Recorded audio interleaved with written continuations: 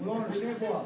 Bologna. Vamos fazer agora, tem que ser A viagem de quantos? Huh? A viagem de quantos? So I'm going to introduce you guys to Aaron Prosper. Aaron Prosper is from Eskizoni First Nation. Aaron is the son of Floyd and Donna Prosper. He's also the grandson of the late Wilford Prosper and Bessie Prosper. So, you ready? What number? Huh? What number? Yeah, what number? 244. 240. We won't be Prosper. There's a lot of Prospers. You know, there's a lot of us. 244. Aaron. So, Aaron, are you ready? He just needs a minute. So, He's got too many files. he's got too many files. He's a really busy man. Also, just want to say, Aaron was also the president of Dalhousie University at the Student Union. Something to do. He just finished, what, 2-3 weeks ago? Yeah. He just finished his role, his position at Dalhousie University as president of the Student Union at Dalhousie University. Aaron has also been doing some work on epigenetics and neurology at large. Yep. And all sorts of stuff. Aaron's into a lot of different things. He's got quite a list there going for him, even for somebody young like him. He amazes me. I'm always proud of him. No, So, All right, Aaron ready? Prosper. Yo.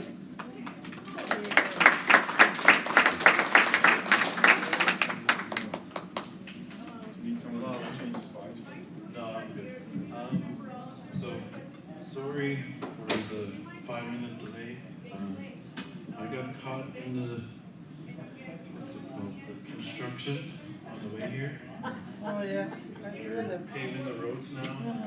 And I thought, oh, it'd be quicker if I go through Eskizoni than to go all through, Vegamon, Longwood, and nope.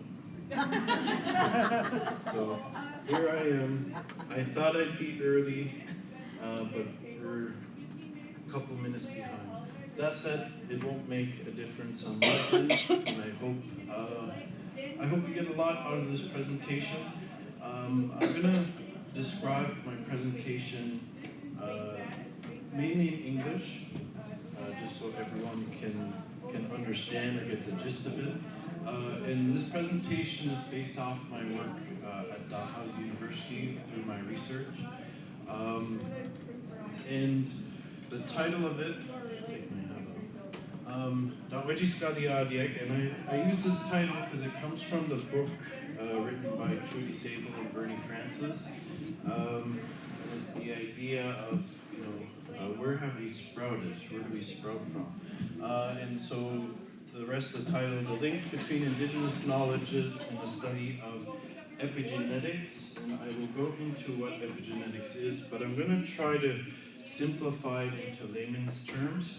I won't go into detail on what genetics is, but I'm hoping to describe, the main takeaway from this and what we're trying to look at is how does indigenous knowledge, which includes indigenous ideologies, indigenous languages, inform our people. And so the big basis is treating indigenous knowledge as science. That's the basis that we go off of. There is science. There's science in the language. There's science in the words. And if you break down some of the words, you'll begin to understand. And you begin to understand when there's differences in words and what we call certain things based on whether they're an animate object, whether they're inanimate. All these concepts within the Mi'kmaq language, to me, tell us or inform us of what we think of the world, how we perceive the world, and inform us, our knowledge of certain things. And they also inform us that we had a lot of these knowledges prior to Western science having this knowledge. So that's what I'm hoping to outline for you. A little more descriptive on what Dahwajiskaliadiak means. Probably a more common word is like Don Wedebeksin, where are your roots from? But it's, I think, gets to the same idea or concept.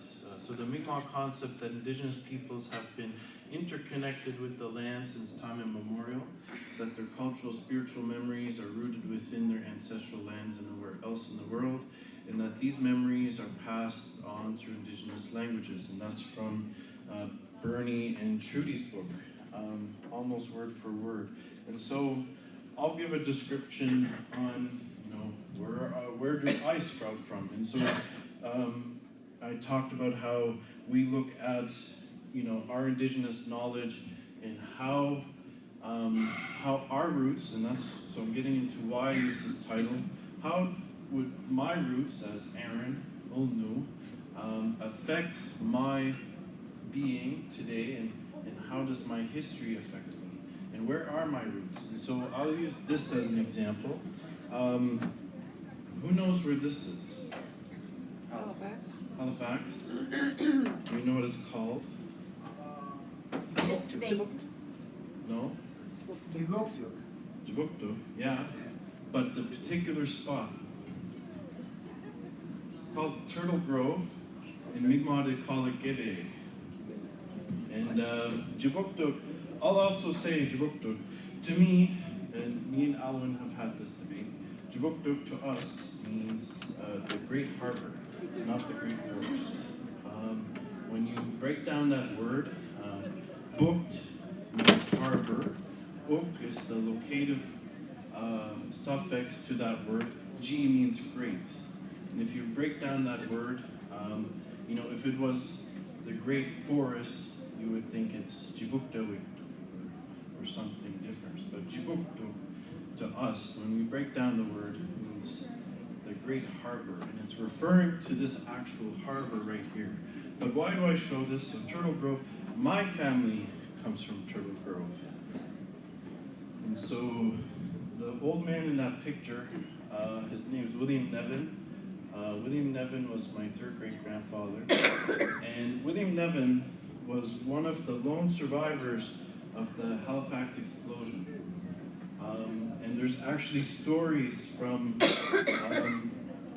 my great grandmother, Galil Young, and Galil talking about her memory of this explosion, and actually hearing it in Truro. She was on a train going back home, and she was living, I believe, around Guysborough County, and she was visiting this old man. She was taking care of him, and she remembers, this explosion happening, and then she remembers having to go back in and helping and seeing this young man, and I believe Mi'kmaq Way to Bird has some of the archives of that actual interview. And so, why do I get to this? Well, when we talk about intergenerational trauma, it leads to the question of how does the event of the Halifax explosion, and through the experience of my third great grandfather and my great grandmother, how does that experience then affect Aaron on every level? Whether it's physical, spiritual, emotional, whether it's my connection to the actual land, that this happens, no Ilnu live in Turtle Grove anymore. So it poses these questions, and so the study of epigenetics, on a Western science, gets to the study of how this is affected on a physical level, but how would we explain this as Ulnu? How would Ulnu explain how this event has affected our family over generations? And maybe it's a big effect, maybe it's very little effect. We don't know. Thank you. This is to give you an idea of, when we're studying intergenerational trauma, yes, it has its basis in terms of residential school and the effects of residential school on our people, but intergenerational trauma is not only about that. It is about that, but it's that and then some, because there's so many other things. You consider what is the effect of centralization, and I know many elders in this room would remember centralization, would remember stories, of perhaps Indian agents burning down houses as they would try to go back to their communities. how does this affect us emotionally, physically? And so when we get to the study of epigenetics, what it's telling us is that we all have genes, we all have DNA, we understand this concept. Epigenetics is the study of how these genes are expressed. And so I'll give you a picture to simplify. And so, to give you a sense, you have your DNA, we all have this, everyone has this. But the thing we see, you know, our hair, our eye color, our skin, our nails, you name it, what we see is not DNA, what we see is protein. And so your body has to find a way to go from DNA all the way to protein. And how does it do that? It does it through various mechanisms as shown through these arrows. And to simplify, epigenetics is the study of how the environment affects these arrows. And so it's the study of how the environment will affect DNA from going all the way to the protein and having things expressed in the body. There's a more complicated version of this. It affects a number of things, and so this would be an example of, you know, your orange tag, you know, your environment, it tags onto your DNA molecule, it affects its expression, and then as a result, it has a plethora of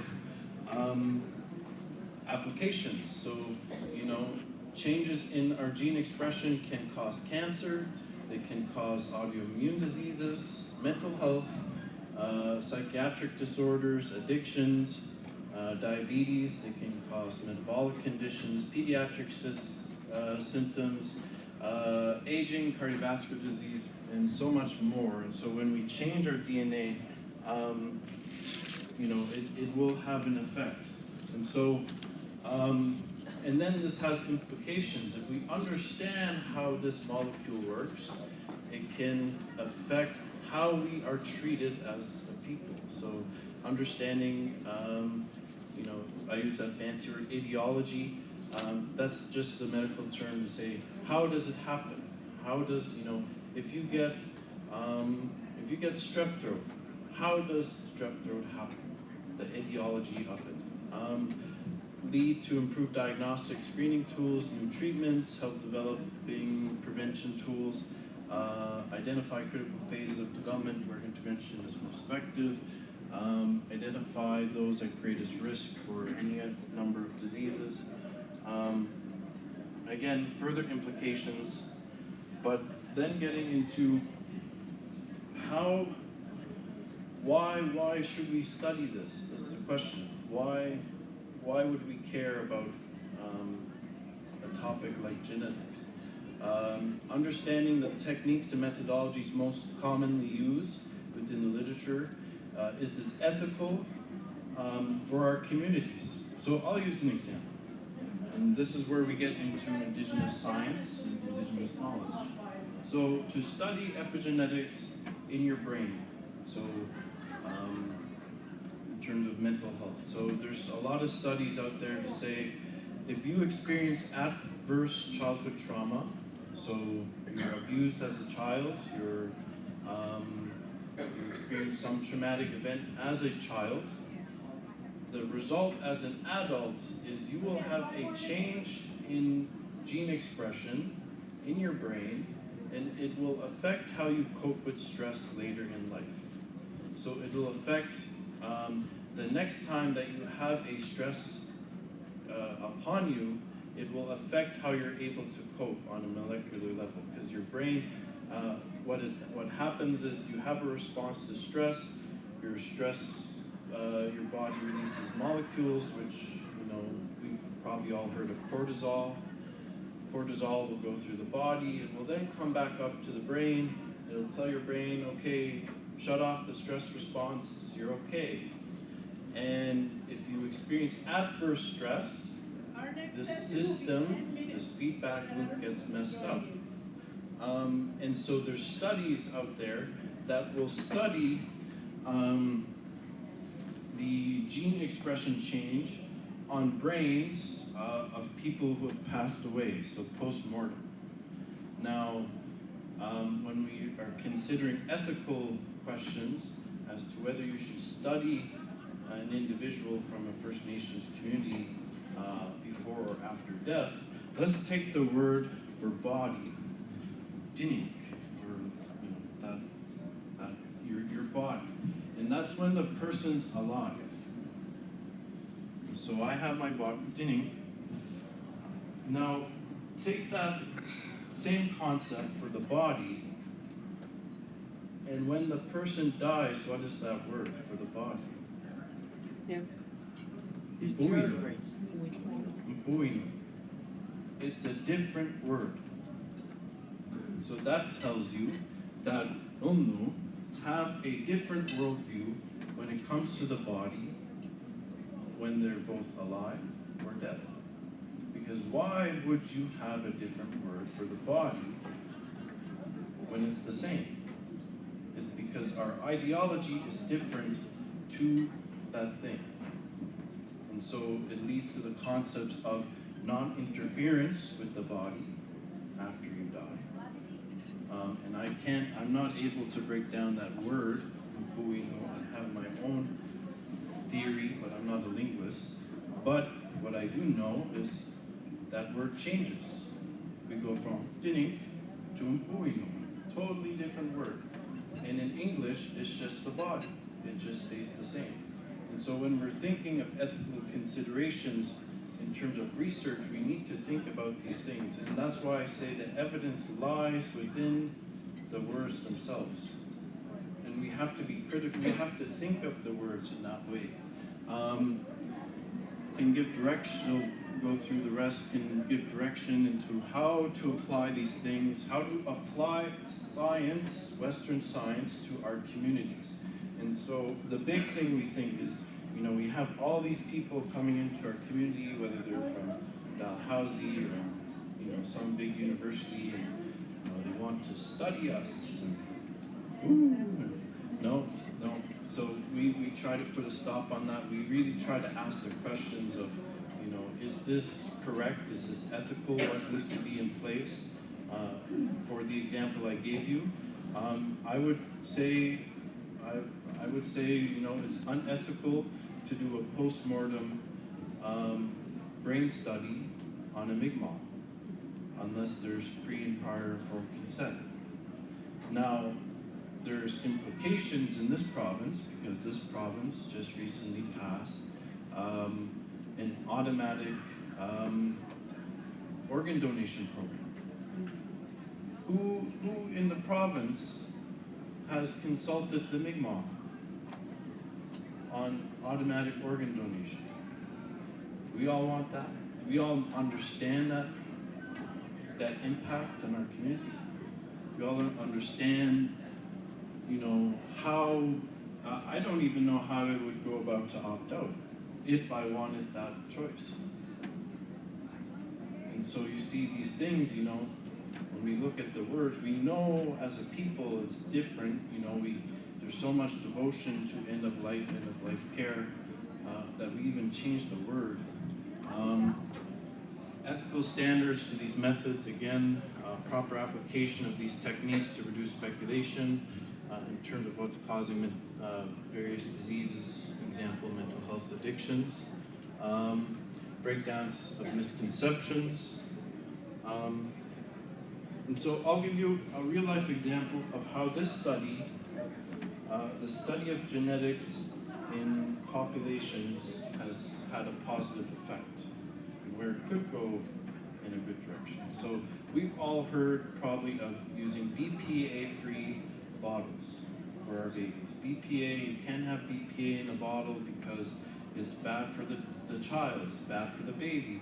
It'll, result in negative things down the road. Well, that understanding came from the study of epigenetics on organisms who were exposed to BPA.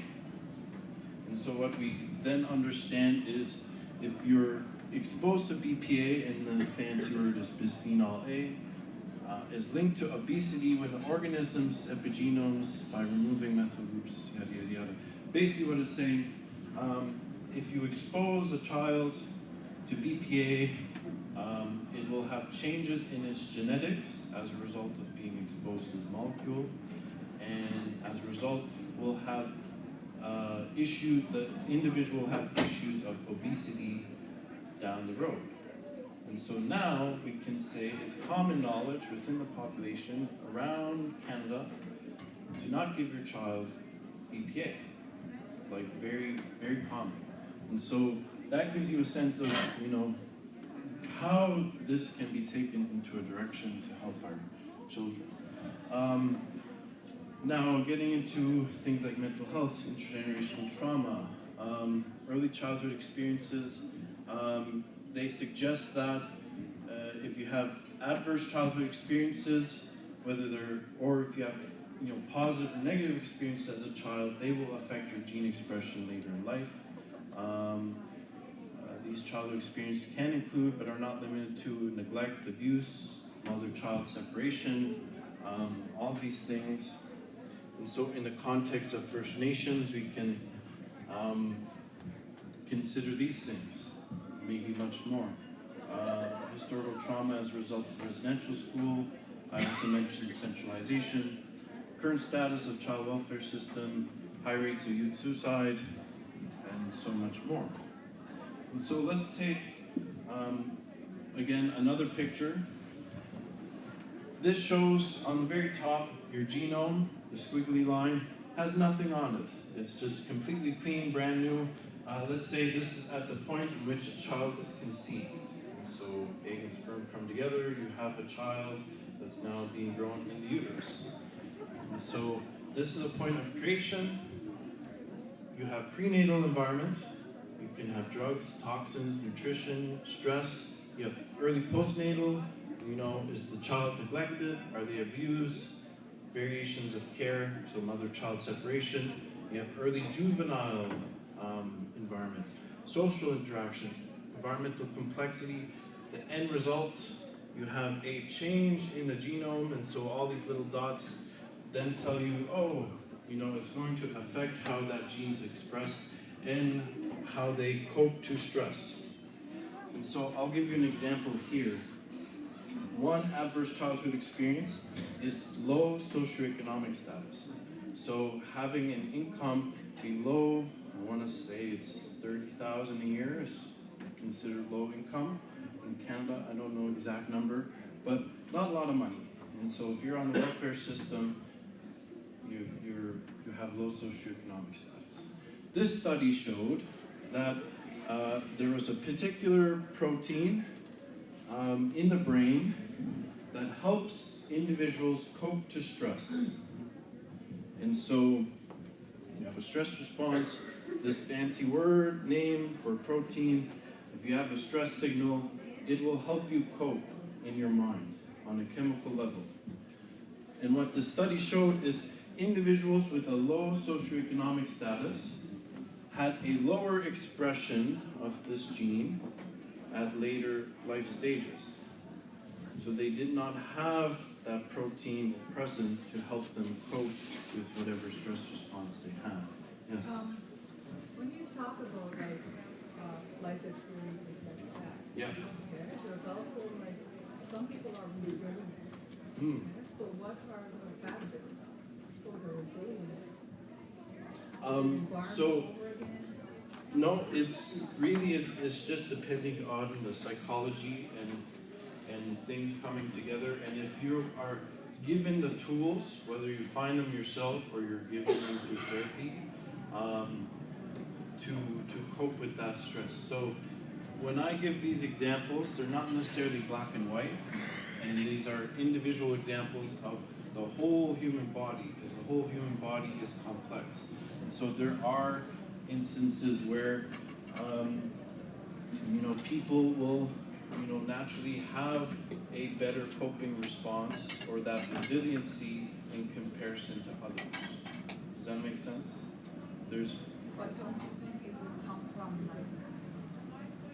the care you get from your grandma, the care you get from your Yes. brother, when Yeah, it would. And so what this is suggesting, so what I'm suggesting is, say you have child neglect, and if there was nothing else within that child's atmosphere but only neglect, the chances of them having these things later on in life are going to be higher. But if that child had something in their life, and there is studies out there, if they had something in their life that helped them cope, like that grandmother, like that caregiver, they, Does it affect the body really in the psychology of a low economic status? Mhm. You know, and the kind of foods that we eat under, you know, because of that status, what they impose on us, that could have an effect on the psychology of the individual with the native. yeah. And so what this is trying to argue is, you know, in terms of economic status is trying to tell you it's not only affecting us on a social level, it's not only affecting us on a day-to-day life, but it's affecting what we can buy to eat, it's affecting, you know, how we can live our day-to-day life, and it will eventually affect us on a human, you know, body level. There's examples of how this being applied to addictions.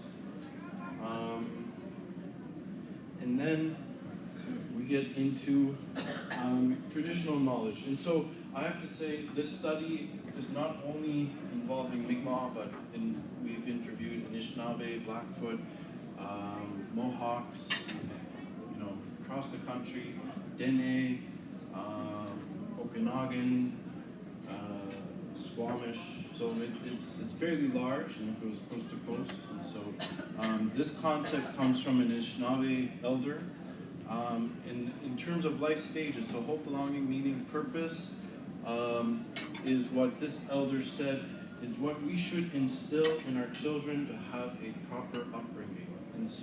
And then he broke down all the stages or ideas of within Anishinaabe people of all the different life stages. And so you have pre-birth, you have right after birth, you have your early adolescence, you have late adolescence, you have early adulthood, you have late adulthood, you have kind of close to retirement age for those who are 55, 60 plus, and you have your elder phase, and then you have, you know, your time when you plan on going to the spirit world. And so what he described was, at every stage, if the child or if the individual in that stage of life is not given what what Anishinaabe people feel should be given to that person in that time, it will affect them in their health in some way. And then he described Anishinaabe understanding of this. And so I would argue, you know, Ilnu probably, you know, we have a lot of the same ideas. I'll use the example of, you know, end of life. You know, we have the whole tradition of Abixitadutdimkoe, which is, you know, kind of inherent to that stage of life. And it not only, in my opinion, not only helps the person moving on, but it helps the family to cope emotionally. And so what we're applying in a lot of this is two-eyed seeing. And so it comes from the word edwaktamam. But two-eyed seeing to me is misconstrued or misinterpreted. People look at two-eyed seeing as a methodology. To me, it's not a methodology because Ilnu never had a methodology called two-eyed seeing. Never. It's not a method of doing things. To me, Ilnu had their own methodology and had an ontology or an epistemology of two-eyed seeing, so the idea of bringing things together, but, you know, there's always an Ilnu way, and then there's a Western way. And the Ilnu way, so you'll see it in research articles, they'll say, you know, hey, I interviewed an elder, and I used two-eyed seeing. No. Because to me, the quite critical question is, yes, you interviewed the elder, but what method within the indigenous worldview did you use? Did you use talking circle? Did you use a sweat? Did you use what did you use? We had our own methods. To me, interviewing an elder and then imposing a scale, let's the Likert scale, 1 to 10, is not an indigenous methodology. That's Western. And so, yes, you can use indigenous voices in a Western methodology, but that does not make it two-eyed seeing unless it imposes an indigenous methodology in itself. And so to give you an example, when we use two-eyed seeing to explain things, use the word for bed, dubum. And so Helen Denos helped me, or I remember she broke down this word once online, and I should say this before. Western science has the knowledge that when you go to sleep, your brain changes. You have a change in brain waves, in your brain as a result of going to sleep. And that's well known in Western science. Now, take the word for bed, boom. You break down that word, my brain, boom, and the way she broke it down, where my brain changes. That's how she broke it down. And so it tells us in that word that we understood that when you go to bed, your brain waves, something changes in your brain. And we knew that before Western science even told us we knew that. See, then again, getting to the language, you have to look critically at those words and what they tell us. Treat it as a science. Blackfoot have a similar word for dream. Babokan. Babokan is the Blackfoot word for dream. Babos. Babos means the electricity from a lightning strike. And so Babokan comes from that word, and it's implying that when you dream, there is electricity in your brain. Blackfoot people had that word before Western science told them there was electricity in their brain. See again? See where I'm getting? This is an example of this concept applied to Blackfoot, or not Blackfoot, Mohawk. Again, like I said, we interviewed many elders, many people. This is a two-row wampum belt. Two-row wampum belt is a wampum belt sign between the Mohawk and the Dutch in the 1800s. And so what it says is two people will live side by side, they will not interfere with each other, but yet they do have some interdependence. And so a lot of the elders we interviewed associated this symbol with the design of a DNA molecule. Likewise, DNA molecule has two strands, they're side by side, they're somewhat semi-independent, but they live together. They don't interfere with one another, but in order to function, they have to be side by side. Almost the same idea, concept as this. Skip through this, skip through that. Well, we'll talk about it again. Just looping back, when we're talking about genetics, we can use this to study rates of suicide. We can use it to study things around Western understanding of dynamic interdependence between the genes. How do we communicate this? You've often heard of spiritual, physical realms. I just wanted to take a step back. Yep. Because we were talking about dreaming. What about lucid dreaming? Lucid dreaming? I wouldn't know the answer to that. So, Well, it's, why do we know that we are a communal people, that we're a sharing people, right? And that's what we are. If you get in a sharing situation, the Indian will share. The white man, he'll say, that's mine, maybe I will, maybe I won't. You know, so that's where our cultural difference between, between white and us. We're communal. I know my father was, and my whole family was. Where I live, we don't talk knickknacks that often. I'm the only one that talks to them. But we have that communal sharing that is intrinsic to who we are. Yeah.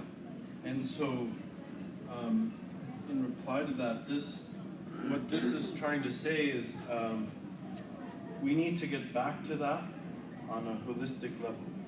And this shows us, this slide gets into other areas you can study, not just genetics. You can study your gut, and there's bacteria in your gut.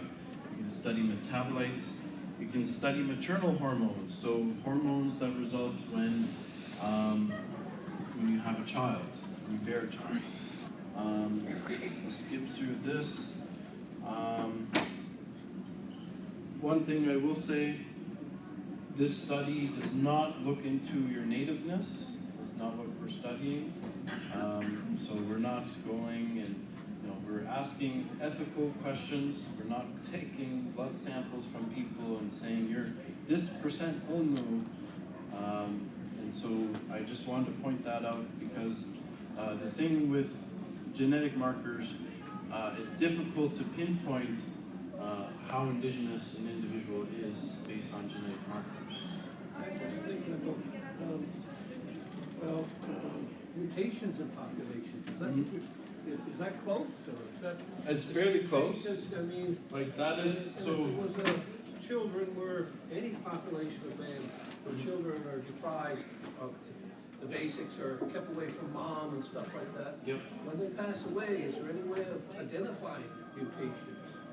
Within the living people, yes. Well, yeah. And the thing with mutations, epigenetics doesn't get to mutations, genetics does. Epigenetics, what it's saying is you can have a change in your genes without a mutation. If that makes sense. So I'll use the example of this. So, did this dim the light? Oh, here. Yeah, look at that light. So that's the light right here. Take a gene. The gene can be completely off, so no light, or can be completely on. But you would tell me, Aaron, the light is still there. Yeah, it is. So the machinery can still be there for the light to turn on.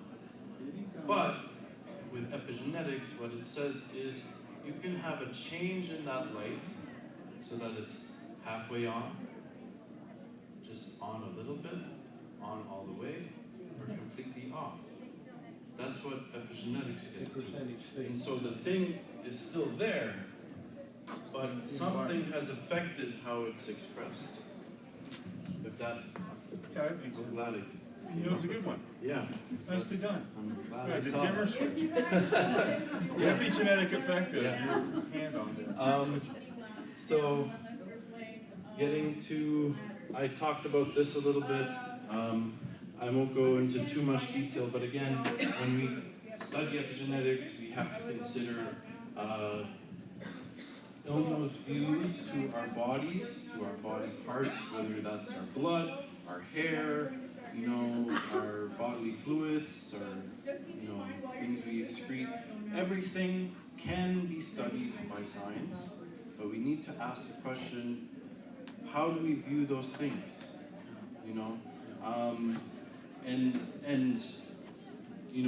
When I think, so I just started a new position working as a project manager for what's called the Mi'kmaq Cancer Care Strategy. And the thing we look at, we've been looking at things like prostate exams and colonoscopies and things like that to help our people get screened more, because we have low screening rates, and normalizing the conversation. But use an example of, the words we use for these anatomical body parts tend to be perceived as inappropriate or funny. These And, games always you know, I use the word, in a community. for the sake of this presentation, I don't mean to offend anyone, but I'll use the word Visiktian. Yeah. A lot of people laugh. See what I get it? Yeah. It's a funny word, but how do we normalize it? What? Going up to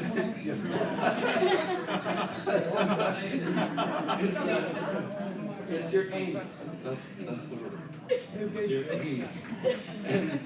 But you see what I mean? Like, it is a body part. Yeah. How do we normalize the conversation for that body part? But when you say the word, it's funny, or based on how it's used, could be inappropriate. And so that's another thing that we have to get into, because these body parts, we have a view on them, but we've never really discussed, how they're going to be used.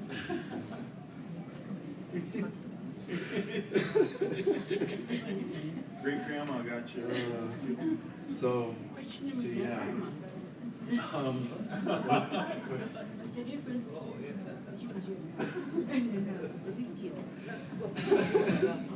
The question is, what's the difference between Visiktian and Gijimich? We'll answer that after the presentation.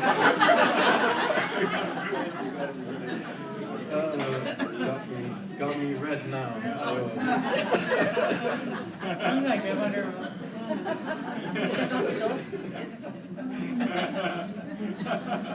Damals got you. See what I- Take it off, take it off. Case in point, I can't even talk about it without laughing. Murray Francis told me one time, I said, how did you get in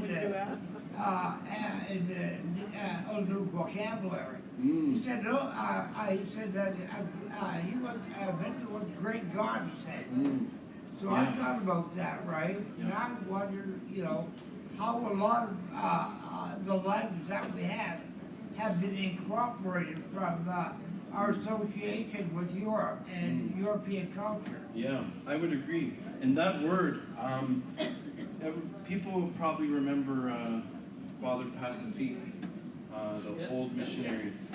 Father Pacifique, in one of his publications, actually said in the publication that he was sad that he taught Unnu that the word Mindu meant devil when he knew it to mean God or creator. And when you look at that word linguistically, it's the same as the words used in all other Algonquin languages.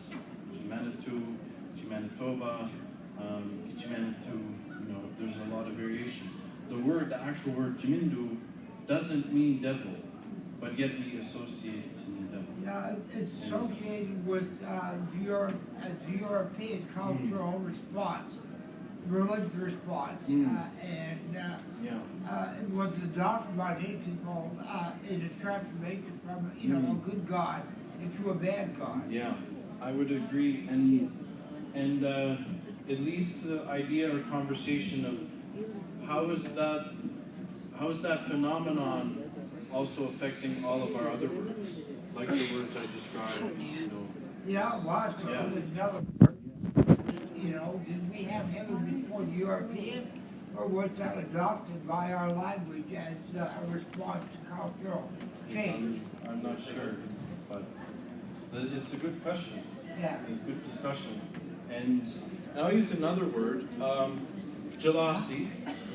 Jalasi means, we mean it to mean like welcome, like Jalasi, everyone, but when you think of that word, it really doesn't make sense to use it in this context, Jalasi.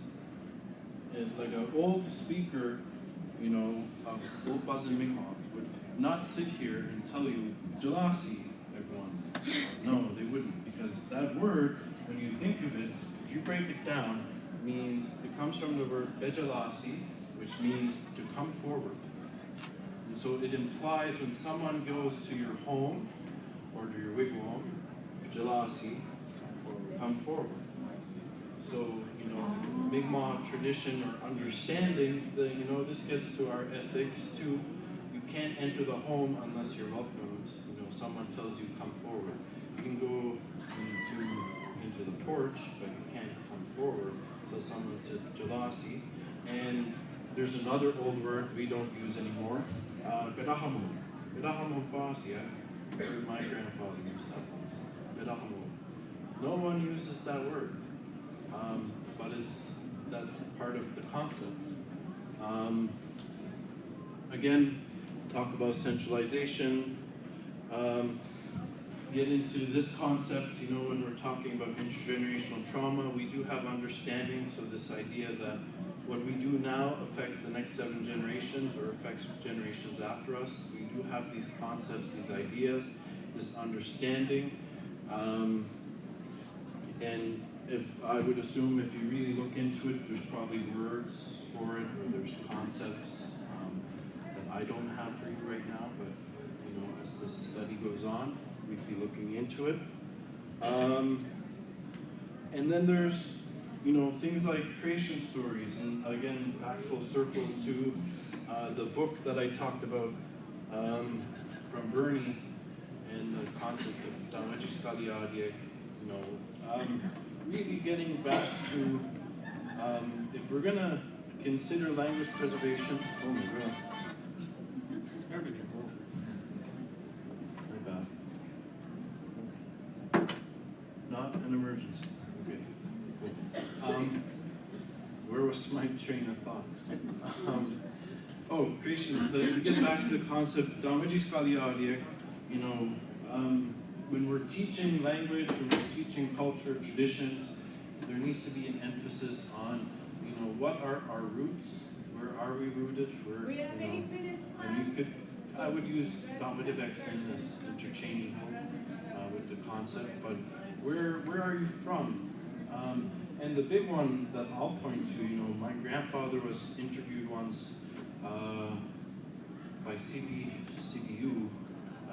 I think the interview's still online, but he said, you know, centralization, how did that affect you?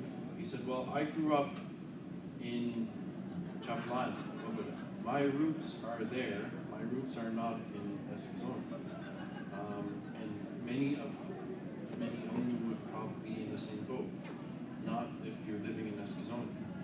Not your family roots are not necessarily always from Eskizon. So he would talk about, you know, that affected, because his whole understanding of the world was all of the places, the names of things in Eskizoni, or in Bodlodek, not necessarily in Eskizoni. And that would affect how we would be able to teach the next generations. And so, lots of stuff to consider.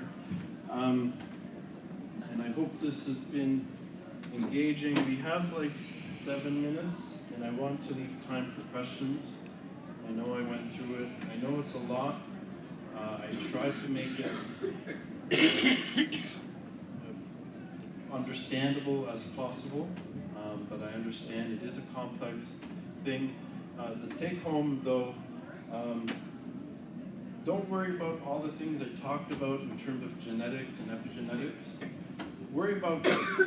My ask of you is worry about, you know, what are no concepts when it comes to our body, when it comes to our relationships, when it comes to, you know, how our actions affect others. We do have these ideologies, we do have these concepts, and to really think of those and try to bring them to life, because they are there, and some of us still use them, but it's about bringing them back to life. And a lot of that is rooted in the language, because the more you understand a language, the more you can get out of it. I know my Auntie Rita told me once that my granddad said, you know, Ulnu had a name for everything, absolutely everything, from, you know, a blade of grass to how that grass moved in the wind. We had a word, we had a concept. Every little thing, and every word can be broken down. It has an origin, and so that's my take home to you guys, is treat our language as a science and treat it as something that can inform us, can inform our children, and can inform, research projects later down in the future. Because then by knowing these things, we can give direction to how we want these things interpreted within our community. And so with that, that's the take home to this presentation. And I'll welcome any questions. It's not the moose.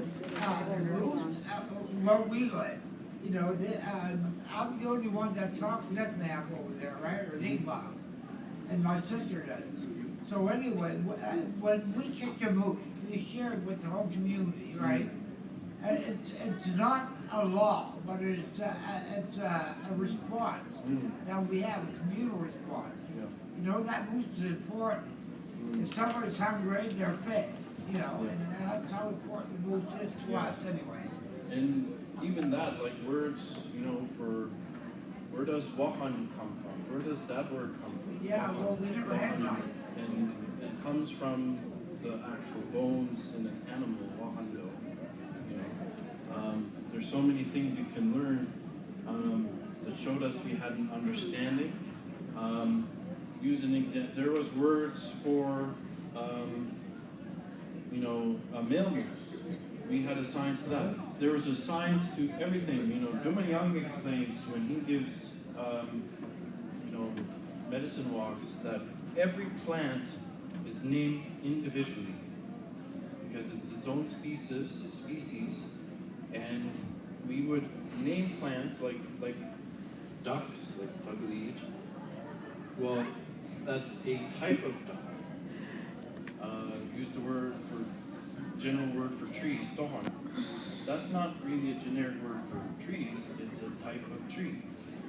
We have a lot of this in our language. We have specific things for every specific thing. So use the example of moose, dion, yes, moose, but means female moose, if you want to be specific.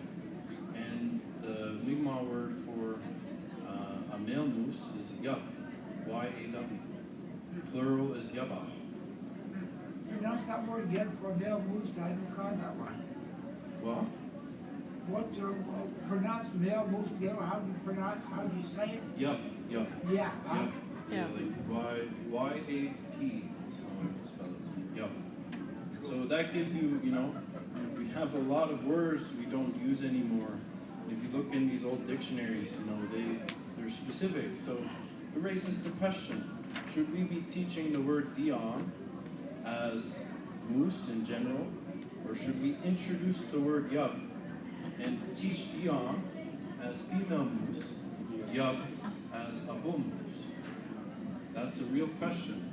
Because all these things, there's a science and there's an understanding.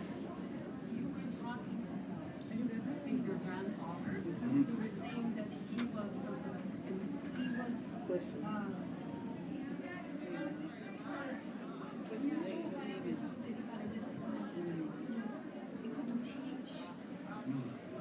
what was there, as far as the food environment, so it's so interconnected. I think the disconnect of people because they were taken from one another. And that is the whole my understanding. So I guess what I'm trying to ask you is if any study is done specifically correlated to that disconnect. Because that is So I do a lot of work within mental health addictions, and within that, there's a lot of work in terms of land-based treatment, finding kind of research project.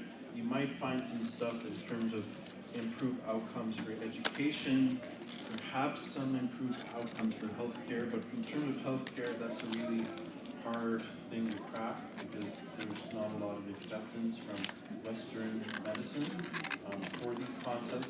But I know within mental health and addictions, there's a lot of work. Yeah, stop. 1 second. Before you leave, Is there any other questions? Maybe in the back before we close here's up? another one. I have to give it to everybody in this room. No questions? It is